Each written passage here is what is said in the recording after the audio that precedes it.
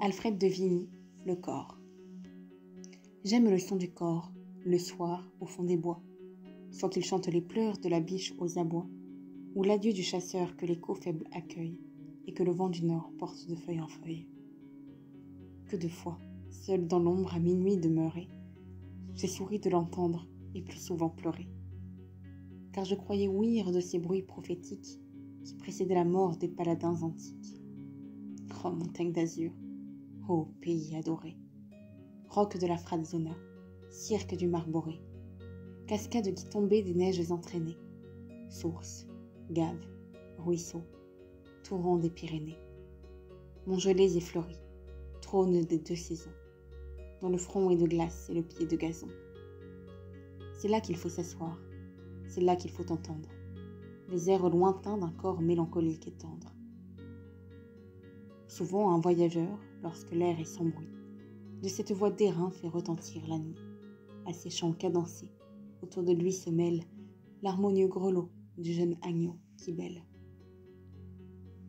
Une biche attentive, au lieu de se cacher, se suspend immobile au sommet du rocher, et la cascade unit dans une chute immense son éternelle plainte au chant de la romance.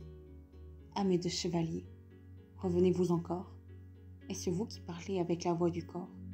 Roncevaux, dans ta sombre vallée, l'ombre du grand Roland n'est donc pas consolée?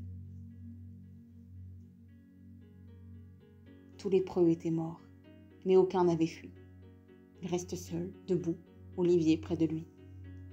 L'Afrique sur les monts l'entoure et tremble encore. Roland, tu vas mourir. Rends-toi, criait le mort. Tous tes pères sont couchés dans les eaux des torrents. Il rugit comme un tigre et dit « Si je me rends, Africain, ce sera lorsque les Pyrénées sur l'onde avec leur corps rouleront entraînés. »« Rends-toi donc, répond-il, ou meurs, car les voilà. » Et du plus haut des monts, un grand rocher roula. Il bondit, il roula jusqu'au fond de l'abîme, et de ses pins dans l'onde, il vint briser la cime. « Merci, cria Roland, tu m'as fait un chemin. » Et jusqu'au pied des monts, le roulant d'une main, sur le roc affermi comme un géant s'élance, et, prêt à fuir, l'armée, à ce seul pas balance. Tranquille cependant, Charlemagne et ses preux descendaient la montagne et se parlaient entre eux. À l'horizon déjà, par leurs eaux signalées, de Luz et d'Argelès se montraient les vallées. L'armée applaudissait, le luth de troubadours s'accordait pour chanter les saules de Hladour. Le vin français coulait dans la coupe étrangère. Le soldat, en riant, parlait à la bergère. Roland gardait les mots. Tous passaient sans effroi.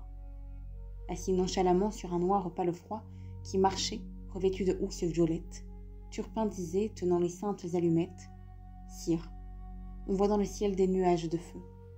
Suspendez votre marche. Il ne faut tenter Dieu. Par Monsieur Saint-Denis, certes, ce sont des âmes qui passent dans les airs sur ces vapeurs de flammes. » Deux éclairs ont reluit, puis deux autres encore. Ici, l'on entendit le son lointain du corps. L'empereur, étonné, se jetant en arrière, suspendit d'estrier la marche aventurière. « Entendez-vous » dit-il. « Oui.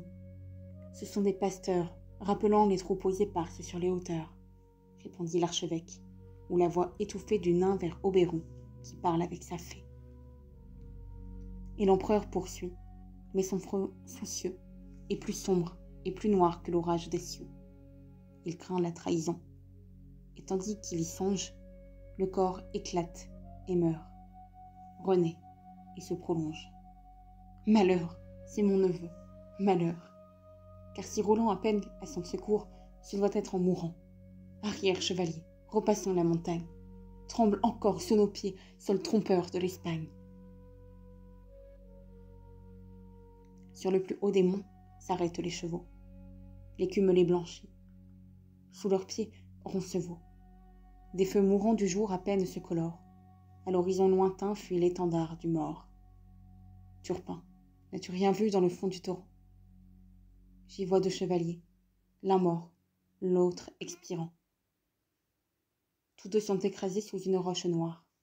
Le plus fort dans sa main élève un corps d'ivoire. Son âme en s'exhalant nous appela deux fois. Dieu, que le son du corps est triste au fond des bois.